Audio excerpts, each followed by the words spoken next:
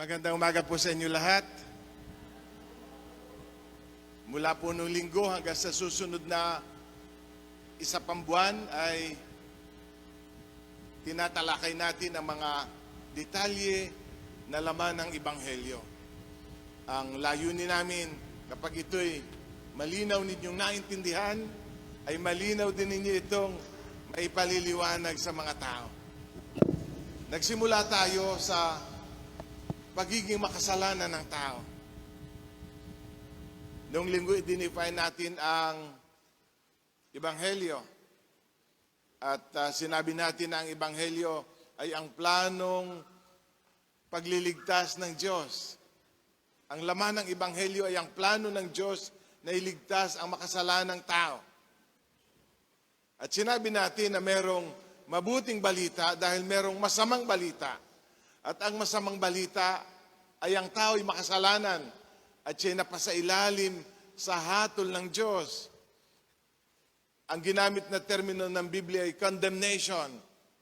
Man is under condemnation of God. Alam niyo yung salitang condemnation ay yung isang taong nahatulan na hindi pa nga lamang nabibitay, pero nakatakda ng bitayin, hindi pa nga lamang alam ang eksaktong araw at oras. Ganon po ang isang taong condemned. At tayo po, dahil sa ating mga kasalanan, we are condemned. Condemned to die. Nasa ilalim ng hatol na kamatayan sa impyerno. Ito'y kamatayang nakaamba sa bawat makasalanan. Ang sabi, ang lahat ay nagkasala at lahat ay magbabayad sa kasalanang yon.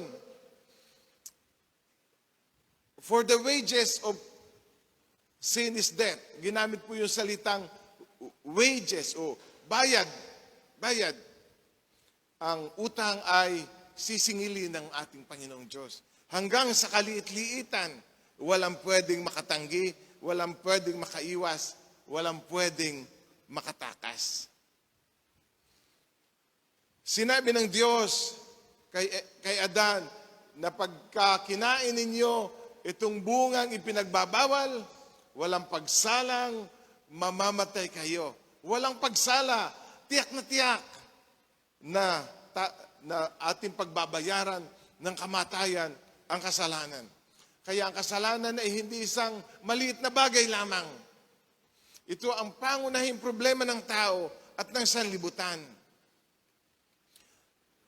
Ang pambayad sa kasalanan ay ang ating sariling buhay.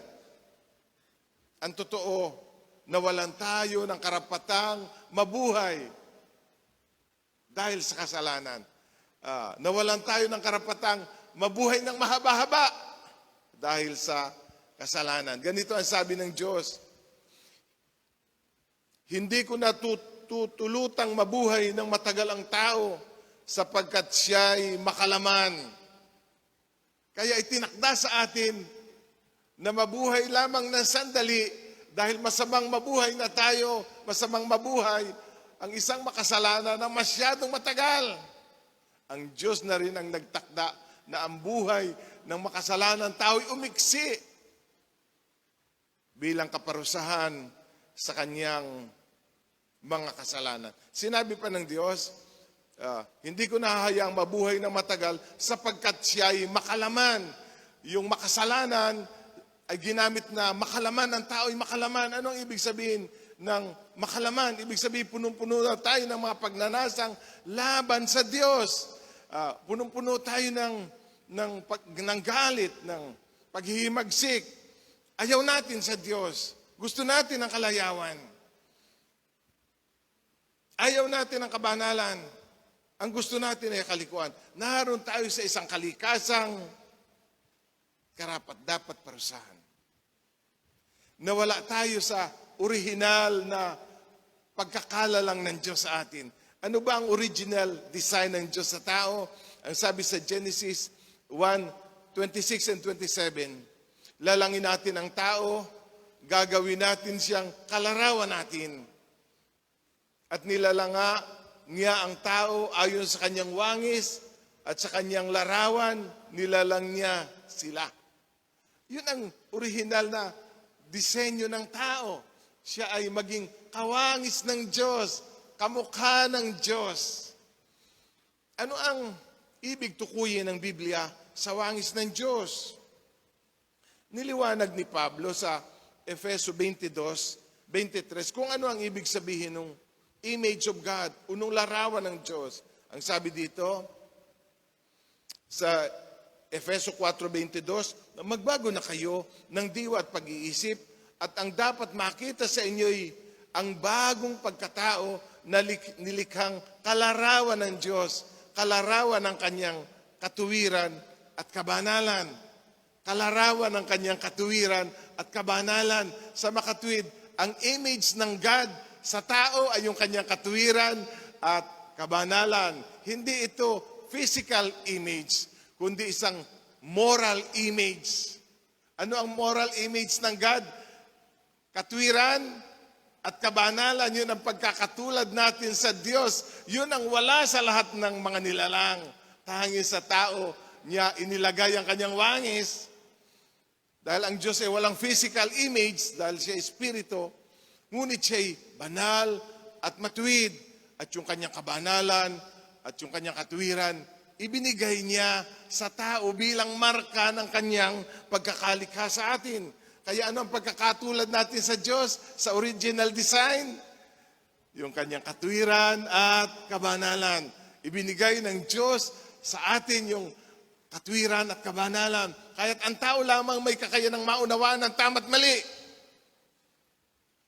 Ang liko at tuwid, ang marumi at malinis, tao lamang ang binigyan ng kakayanang magkaroon yan dahil tayo'y kagaya ng Diyos.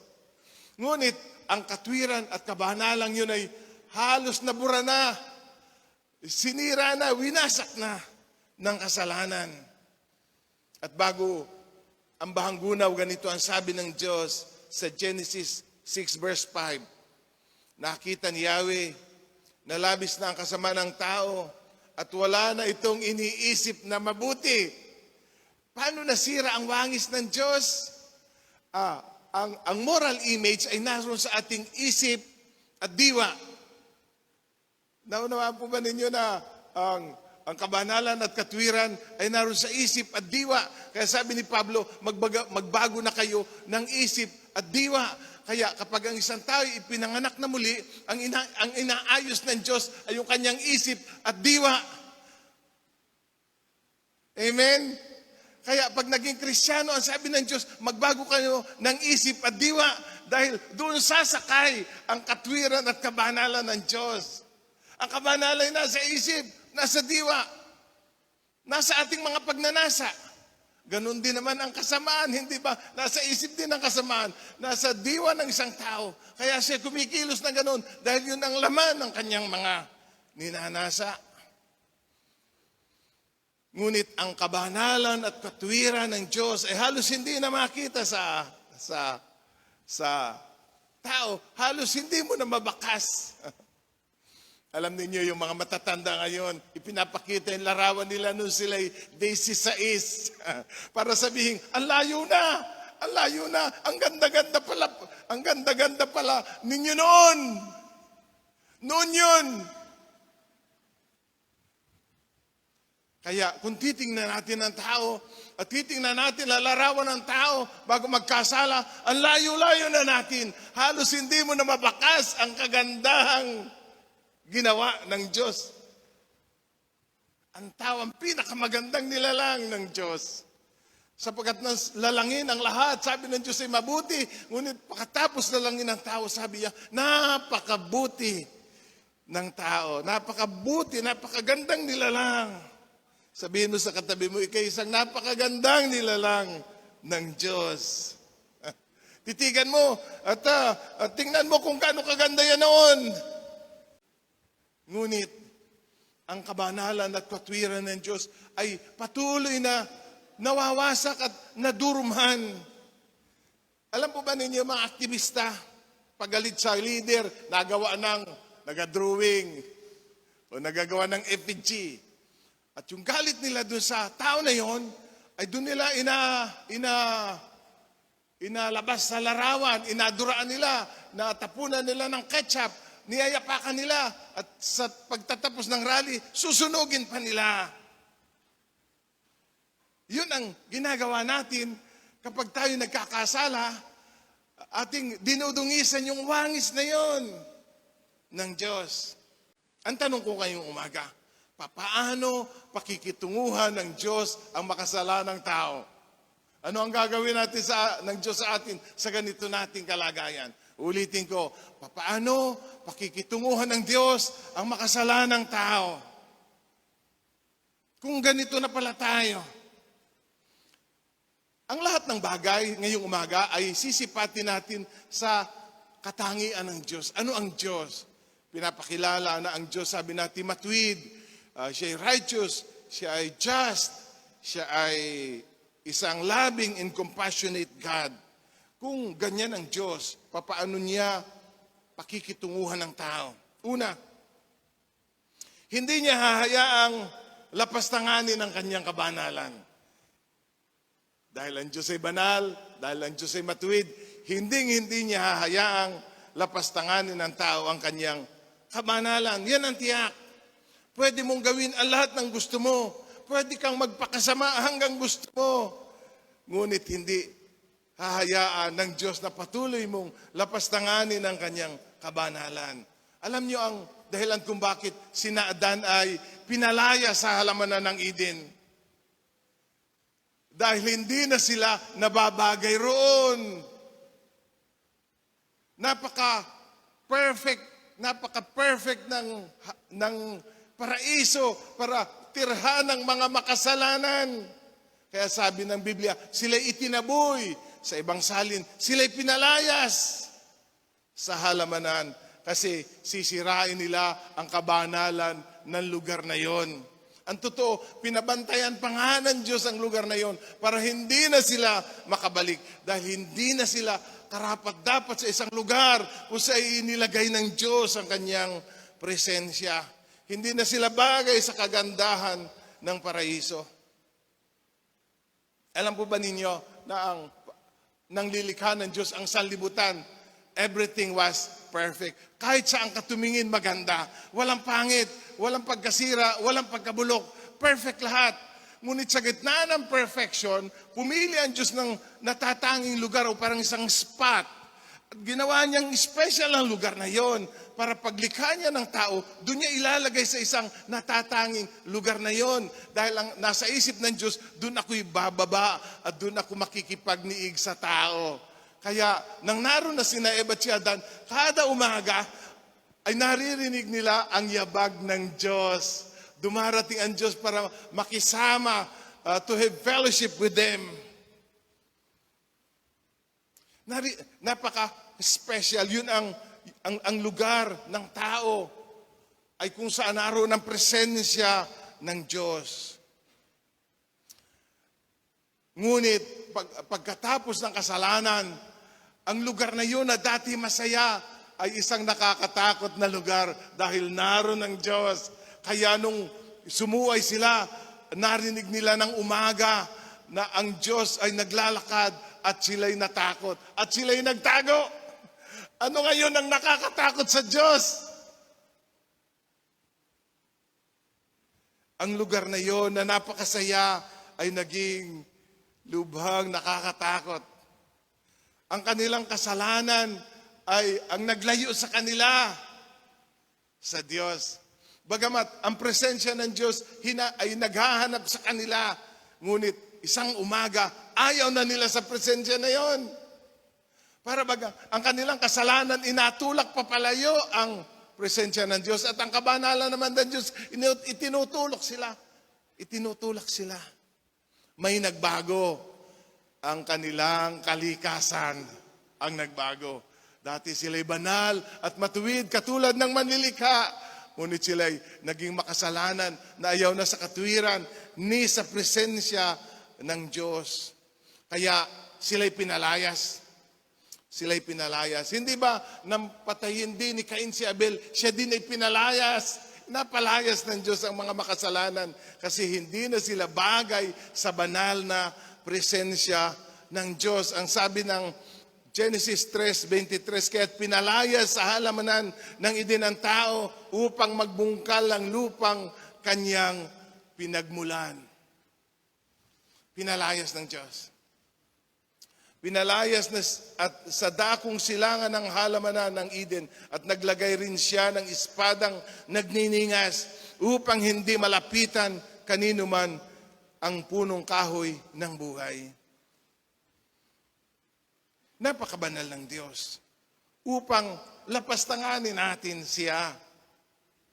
At tiniyak ng Diyos na hindi na sila makababalik.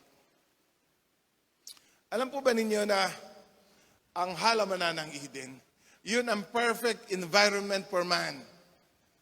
Ano ang perfect environment for man? It is the presence of God. Parang isda, nilagay siya sa tubig. Pag inalis siya mo sa tubig, mamamatay siya. Ganon din ang tao. Saan tayo dapat mabuhay? Doon sa presensya ng Diyos. Pag inalis tayo sa presensya ng Diyos, mamamatay tayo. Amen? Ano ang perfect environment for man? Yung Eden, yung halamanan, yung presensya ng Diyos. Pag inalis tayo doon, mamamatay tayo. Kaya sabihin mo, kailangan ko ng presensya ng Diyos. At sa iyong katabi, sabihin mo, kailangan natin ng presensya ng Diyos araw-araw. Hindi tayo tatagal. Hiwalay sa presensya ng Diyos. Kaya mula nung na-realize natin yan, bandang Pebrero, Marso, sabi natin, paano natin hihikayatin ang tao na makipagniig sa Diyos araw-araw? Sa pamamagitan ng pagbabasa ng kanyang Biblia at ng pananalangin. Kasi dun lamang tayo mabubuhay sa kanyang katuwiran at kabanalan. Tayo nilikha upang makipagniig sa Kanya. Ngayon, inalis ng Diyos ang kanyang presensya sa gitna ng makasalanang tao dahil ayaw ng Diyos na ito'y malapastangan natin.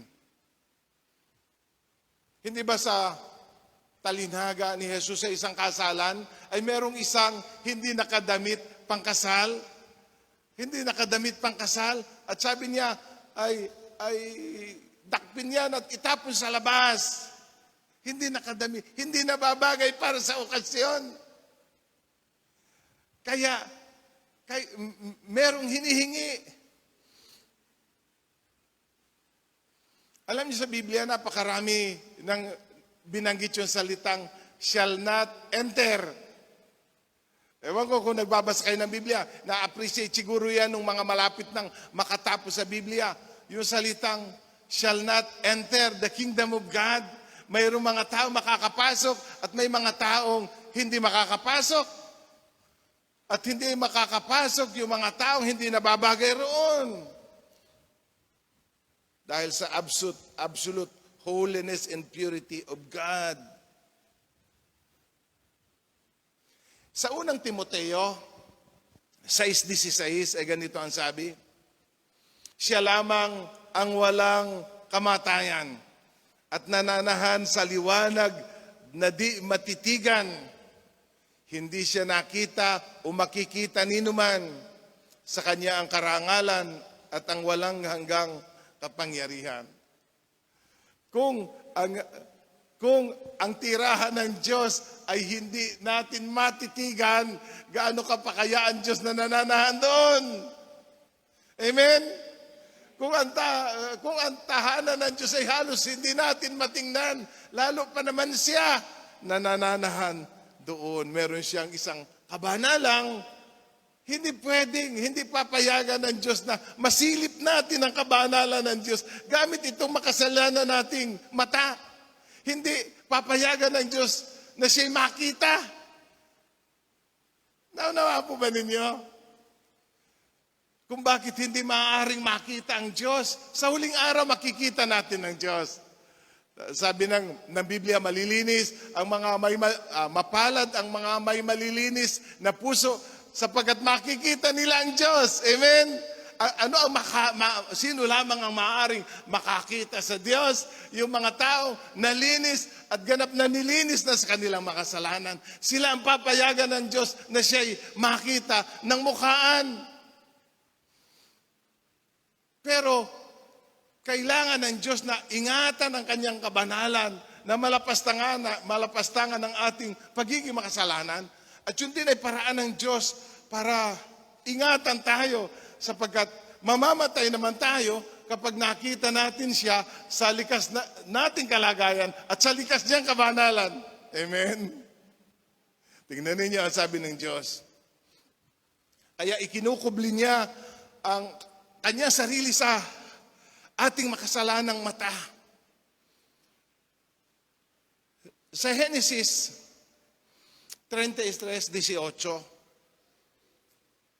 itinanong ni Moises, "Maari ko bang makita ang tunay ninyong anyo? Makikita mong lahat ang aking katangian at sasabihin ko sa iyo ang aking pangalan, Yahweh. Ipadadama ko ang aking pag-ibig at awa sa sino mang aking kinalulugdan. Ngunit hindi mo maaaring makita ang aking mukha sapagkat tiyak na mamamatay ang sino mang makakakita niyon." Isipin mo, meron pa bang higit na banal na tao na nabuhay sa mundong ito? Marahil ay si Moises nang nauna sa listahan. Ngunit sabi ng Diyos, "Malulugod akong ipakita sa iyo ang aking mga katangian. Huwag na lamang ang aking mukha. Dahil sa kalagayang mong yay, mamamatay ka kung papayagan kung makita mo ako." Kaya para proteksyonan ang kabanalan ng Diyos at para proteksyonan ang ating makasalanang kalikasan, para wag tayo mamatay, ikinubli ng Diyos ang kanya sarili sa ating paningin. Pag tayo humarap sa Diyos sa ating kalagayan ganito, tayo mapupugnaw na parang tuyong-tuyong kugon. Magliliyab tayo sa harap ng Diyos at tayo magiging alikabok ng lupa. Sabi nung isang awit, "Panginoon, wag mo akong sawayin sa iyong galit. Baka ako'y bumalik sa lupa. Baka ako'y maging alikabok." Yan ang Diyos. Hindi niya hahayaang lapastanganin ang kanyang kabanalan. Kaya sabi ng mga awit 37, ang masama ay ihihiwalay. Ang masama ay ihihiwalay. Padalwa, hindi niya palalagpasin ang kasalanan. Hindi niya palalagpasin ang kasalanan. Hindi lamang banal ang Diyos, siya'y matuwid at siya'y makatarungan. Alam niyo yung combination ng righteousness and justice ay ganito. Ang katarungan ng Diyos ay tumitiyak na tayo mapaparusahan. Dahil siya'y makatarungan. Ngunit ang katwiran ng Diyos ay tumitiyak na mapaparusahan lahat. Lahat ng tao at lahat ng ginawa kasi siya ay righteous.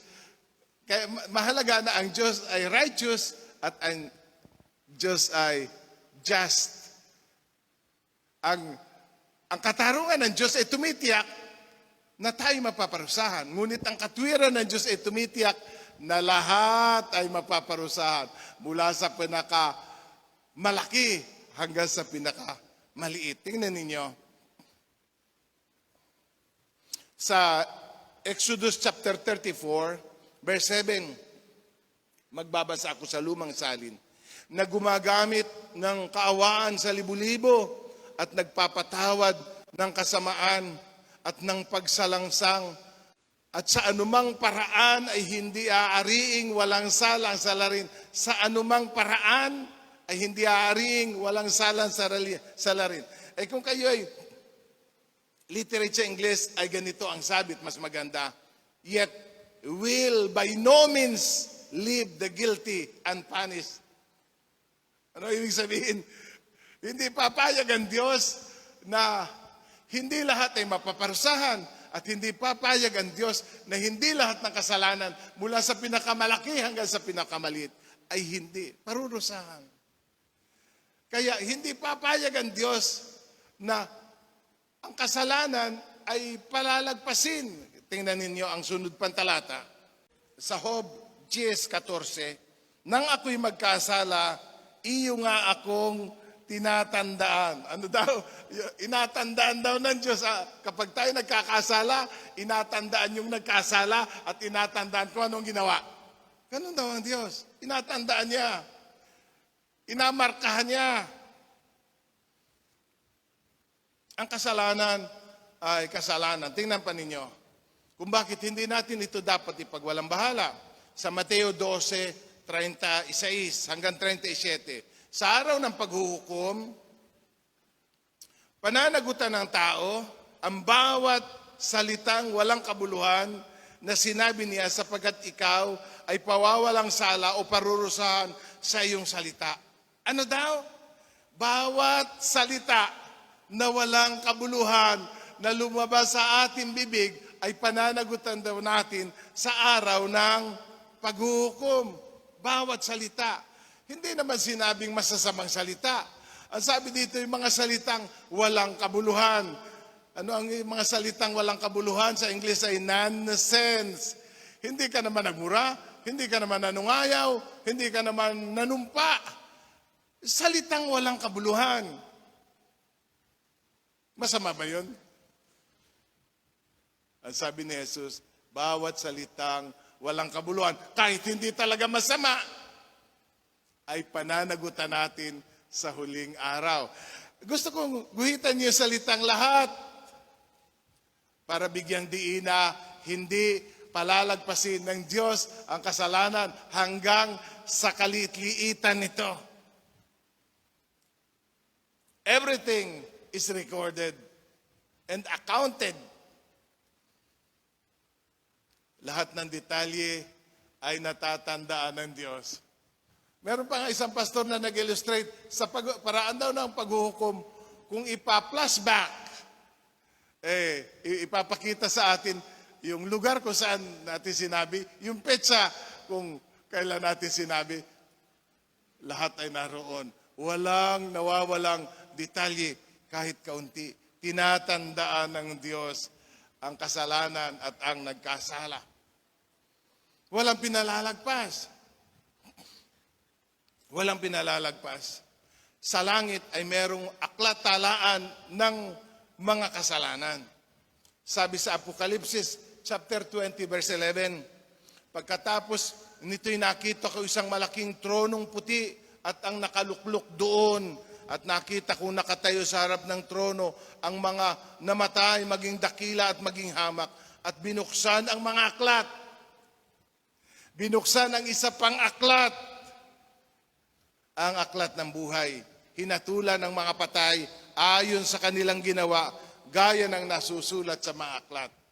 So, meron dalawang basis ang judgment ng Diyos. Ang sabi ng Biblia, hindi hahatulan yung mga taong ang pangalan ay nakasulat sa aklat ng buhay. So, ipalagay natin na mayroong isang pagkalaki-laking aklat na nakasulat ang lahat ng pangalan ng ililigtas ng Diyos. Kaya, sa huling araw, titingnan kung ang pangalan natin ay naroon.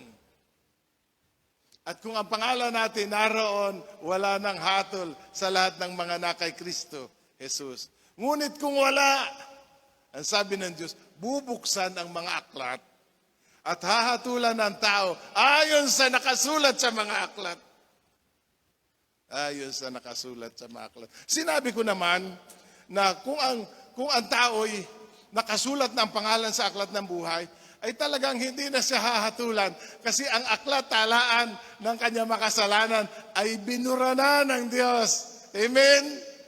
Kaya wala na ang mga kasalanan natin doon dahil binura na ng dugo ng ating Panginoong Jesus. Ngunit yung gumawa ng kasalanan at sa buhay ay hindi nagsisi at hindi tumalima sa Ebanghelyo, ay hahatulan ayon sa nakasulat sa mga aklat.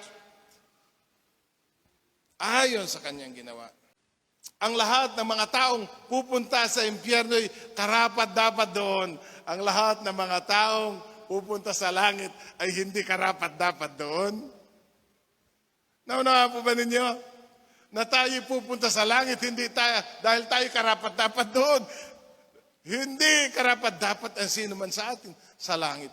Dahil kaya tayo pupunta doon na hindi tayo karapat-dapat, kundi tayo pinagindapat lamang ni Jesus sa pamamagitan ng sa kanyang sakripisyo sa krus. Tandaan ninyo, ang lahat ng pupunta sa impyerno, karapat-dapat doon.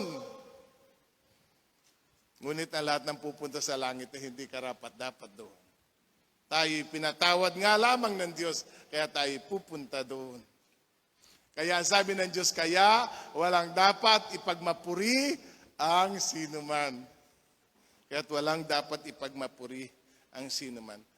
Doon muli ako sa Apocalypse chapter 21 verse 14. Pagkatapos ay itinapon sa lawang apoy ang kamatayan at ang Hades. Ang lawang apoy ang pangalawang kamatayan. Itinapon sa lawang apoy ang sinumang hindi nakasulat ang pangalan sa aklat ng buhay. Wala nang hatol sa mga na kay Kristo Jesus. Alam po ba ninyo na ang mga tao ay bubuhayin muli para papanagutin sa kanilang ginawa? Dapat sana'y patay na tayo, di tapos na. Hindi ba ganun ang utang? Pag patay na ang nagkautang, patay na ang utang. Ewan ko, hindi na. Pag namatay po ang umutang, hindi na kami naniningil. Yun ang isip natin. Pero sa Diyos, ang isang layunin ng pagkabuhay na maguli ay para harapin natin ang lahat ng krimen na ginawa natin at pagbayaran natin. Kaya yun ang patatlo kong punto. Hindi papayag ang Diyos na hindi parurusahan ng kasalanan. Ay sana tayo pupulutin yan. Ano ang una? Hindi papayag ang Diyos na patuloy nating lapastanganin ang kanyang kabanalan. Padalwa, hindi palalagpasin ng Diyos. Ililista niya, itatala niya upang sa patatlo, singilin tayo at papagdusahin sa lahat ng ating mga ginawa. Sabi, hahatulan ng Diyos ang tao sa kanyang ginawa, mabuti man iyon o masama. Ang masamay gagantimpalaan, ang masamay parurusahan.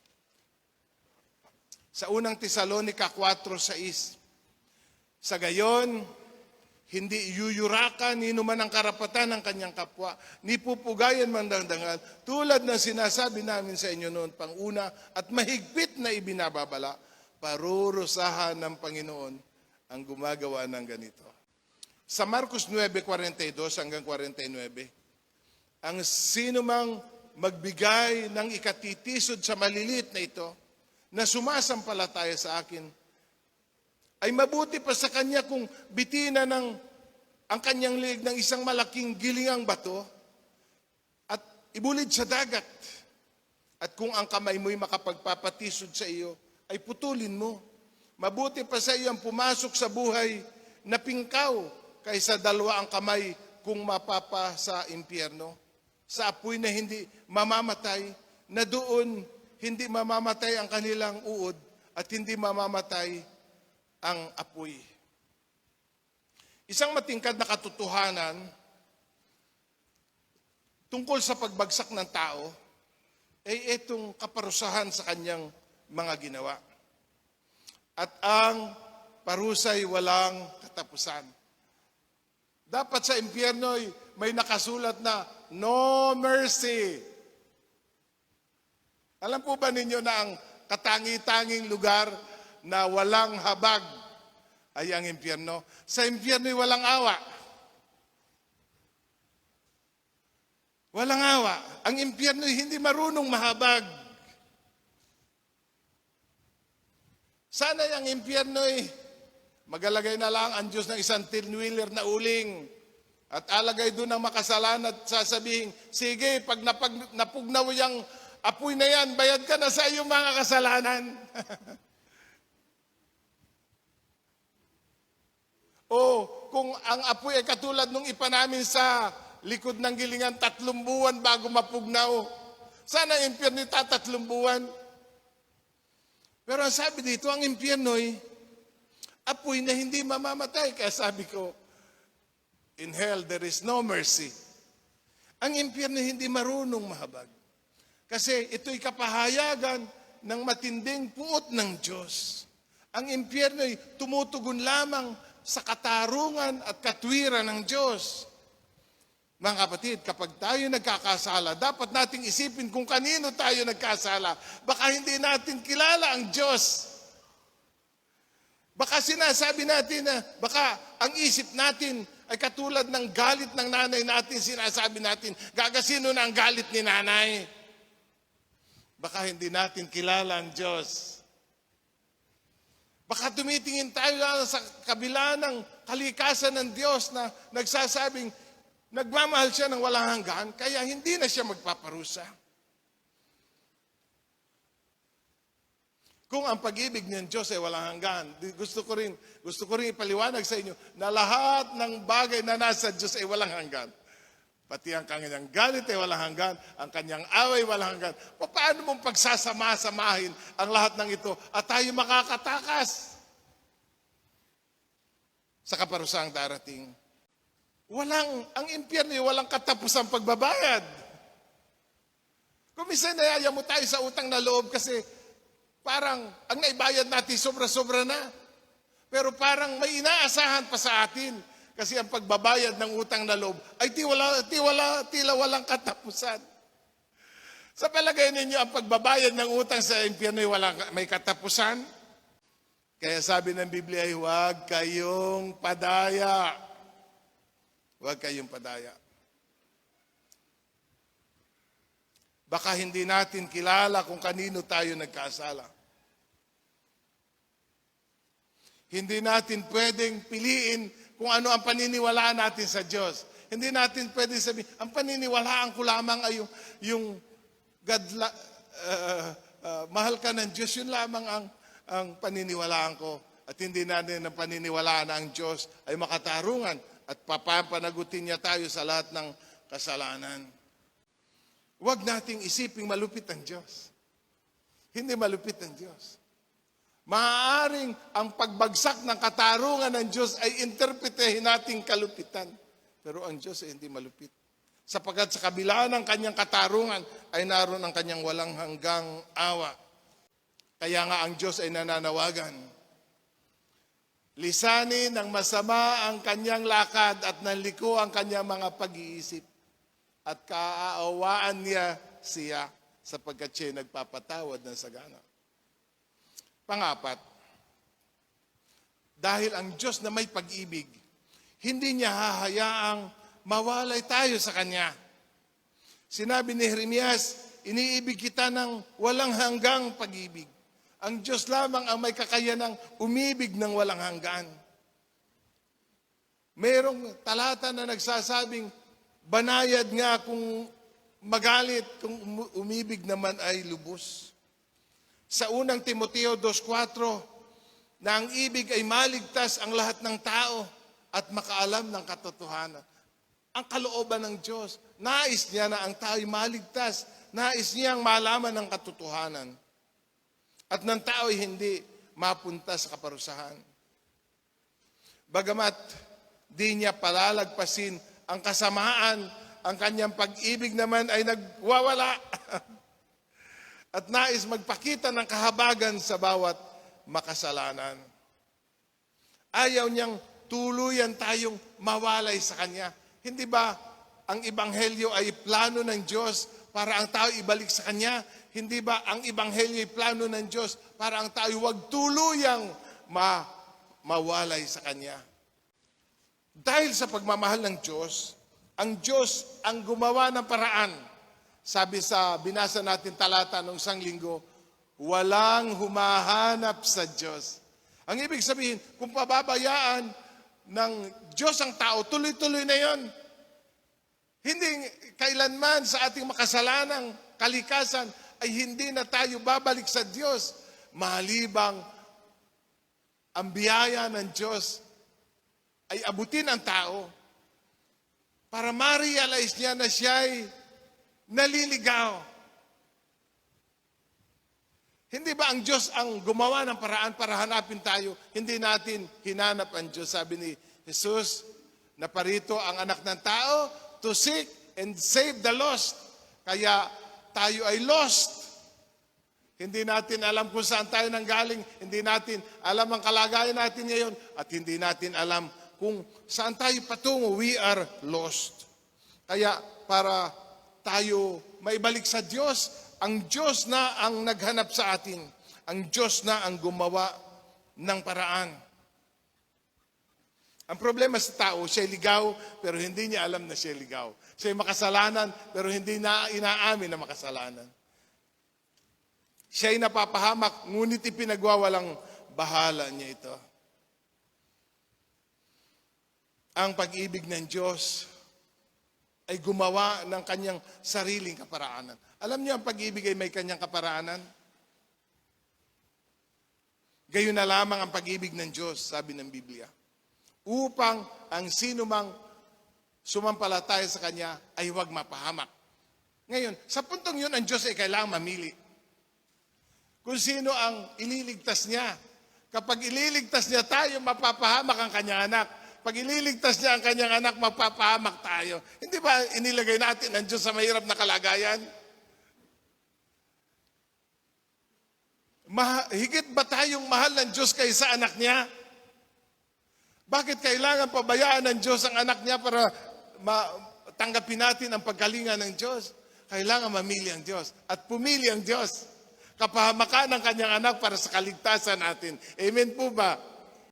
Yan ang pag-ibig ng Diyos. Kaya ipinagtatagubili ng Diyos ang kanyang pag-ibig sa atin na nang tayo makasalanan, si Jesus ay namatay para sa atin. Yan ang pag-ibig ng Diyos, na siya ay namatay para sa atin. At sabi ni Jesus, may pag-ibig bang hihigit pa sa kaisarian? Meron pang pag-ibig na hihigit pa kaisarian? Wala na. Wala na tayong pag-ibig na sa susumpungan na hihigit pa sa pag-ibig ng Diyos. Kaya wag na tayong maghanap ng ibang pag-ibig. Ang pag-ibig ng Diyos ay sapat na. Amen? Sabihin mo sa katabi mo, ang pag-ibig ng Diyos ay sapat na. Kumpleto na tayo. Kahit hindi pa tayo mahal ng ating asawa, kumpleto na tayo. Kahit pakiramdam natin, wala nang nagmamahal sa atin, kumpleto na tayo.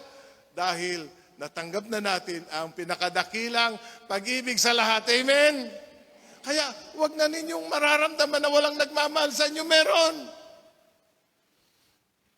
Huwag natin asahan magmahal yung wala namang kakayanang magmahal. Ang Diyos lamang ay may kakayanang magmahal sa mga makasalanang katulad natin. Amen? Mahirap tayo mahalin. Pero ang Diyos minahal tayo. Tinanggap tayo, pinatawad tayo dahil hindi napayag ang pagmamahal ng Diyos na tayo'y mawalay sa Kanya. Kaya nga, gusto ng Diyos na tayo'y nasa piling niya. Ang sabi ni Jesus, upang kung saan ako naroon, kayo naman ay dumon. Hindi ba? Yun ang expression ng mahal tayo ng Diyos at gusto ng Diyos na sa walang hanggan sa piling niya tayo. Amen? Walang mapapahamak. Yan ang nais ng Diyos. Kaya ngayong umaga, ang dala natin ay yung mensahe ng pakikipagkasundo ng Diyos. The gospel is the message of reconciliation. At sa aking pagtatapos ay dito sa 2 Corinthians 5:17, kaya't ang sino mang nakipag-isa kay Kristo isang bagong nilalang. Wala na ang dating pagkatao, siya'y bago na.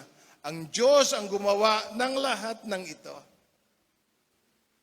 Sa pamamagitan ni Kristo, ibinilang niya akong kaibigan, di nakaaway. Hinirang niya ako upang papanumbalikin sa kanyang mga tao. Ang ibig kong sabihin, ang tao'y ibinilang ng Diyos na kanyang kaibigan sa pamamagitan ni Kristo at nililimot na niya ang kanilang mga kasalanan at ipinagkatiwala sa akin ang balitang ito. Kaya't ako'y sugo ni Kristo. Parang ang Diyos na rin ang namamanik sa inyo sa pamamagitan ko, makipagkasundo kayo sa Diyos. Hindi nagkasala si Kristo, subalit dahil sa atin, siya ibinilang na makasalanan upang makipag-isa tayo sa Kanya at mapabanal sa harapan ng Diyos sa pamamagitan niya. Hindi ba, yun ang layunin ng Ebanghelyo, na kung ang sino man ay manunumbalik sa Diyos, siya ay mapabanal para lunasan ang problema natin. ang pinakamatinding panganib na nag-aantay sa atin. At sabi dito, hinirang ni ako upang papanumbalikin sa Kanya ang mga tao. Kaya every time na humahayo tayo, yun ay pagtatangka na hikayatin ng tao, manumbalik na po tayo sa Diyos. Magsisi na po tayo ng ating mga kasalanan at sumampalataya na po tayo kay Jesus na tanging pag-asa natin sa kalagayang ito. At sa kanilang pakikipag-isa sa Diyos, sila'y mapabanal sa harapan ng Diyos sa pamamagitan niya. Bilang panghuli, ay gusto ko sabihin yung nasa Hebreo 2:3. Sa Hebreo 2:3.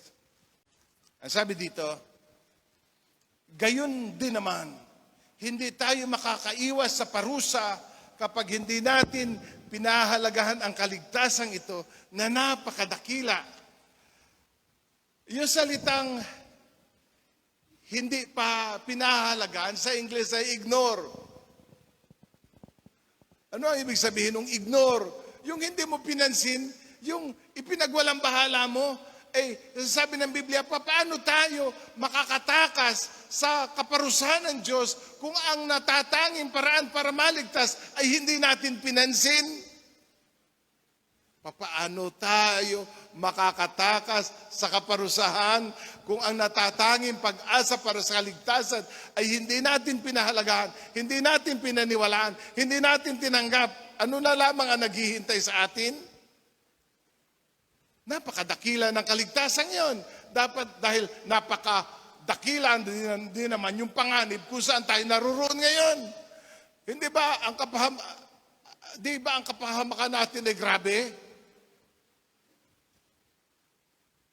Saan ba tayo inililigtas ng Diyos? Sa kaparusahan, sa panganib, sa apoy ng impyerno, doon tayo naliligtas. Ano ang dakilang probisyon ng Diyos? Si Jesus, na ang sino mang sasampalataya sa Kanya ay patatawarin ng Diyos. At haharap tayo sa Diyos at makikita natin ng Diyos at pipiling tayo sa Kanya. Mga kapatid, huwag kang tumingin sa sarili mo at sa iyong mga pagkukulang. Kasi haharap tayo sa Diyos. Ang sabi, siya na makapaghaharap sa atin para wag ako magkamali. Doon sa Judas Apokalipsis. Judas, sa verse 24. Sa Kanya na makapag-iingat sa inyo upang hindi kayo magkasala at makapaghaharap sa inyo ng walang kapintasan at may malaking kagalakan sa Kanyang kaluwalhatian. Ano daw tayo, sa huling araw tayo ihaharap sa Diyos, walang kapintasan, walang kasalanan, walang kahit na anuman dungis. Naniniwala kayo na dadalhin tayo ni Jesus sa state of perfection? Naunawa ba ninyo na hindi tayo tatanggapin doon kung hindi tayo ganap na malinis, pure and holy before God? Naunawa ninyo? Kung gaano kadakila ang kaligtasan ito, meron bang kasalanan na matitira pa sa buhay natin? Meron bang kasalanan o karumihang mananatiling nariyan? Lilinisin tayo ng Panginoon, buong pagkatao. Dahil tayo gagawin niyang karapat-dapat sa langit. Hindi dahil sa ating sarili, kundi dahil kay Jesus. Amen? Pagpanik natin sa langit, tayo ganap na. Tayo ganap na. Hindi tayo iniligtas ng Diyos sa kaunting kasalanan, kundi sa lahat ng karumihan. Karapat-dapat tayo sa langit. Dahil kay Jesus. Amen? Kaya pagdating natin sa langit, walang katapusan ang pagpupuri, walang katapusan ang ating pagpapasalamat dahil wala rin namang katapusan at walang hangganan ang biyaya ng Diyos sa atin. Amen? Ipagsabi natin yan. Huwag na natin palagpasin ang dakilang kaligtasan ito. Tayo manalangin. Ama, salamat sa iyo na minsan pa'y binuksan mo ang aming pag-iisip. Para kung kami napapahamak, ay samantalahin namin ito. Ang dakilang pagliligtas ni Jesus. Salamat po sa paglingap ninyo. Tunay ngang napakalayo na namin sa inyo nang kami hanapin ninyo at abutin. Salamat sa krus. Salamat sa inyong pagkamatay doon. Salamat sa inyong pagbabayad ng aming mga kasalanan. Walang katapusang pagpapasalamat, Panginoon, at pagdakila dahil gayon kayo sa aming buhay. Ito ang aming dalangin sa pangalan ni Jesus. Amen.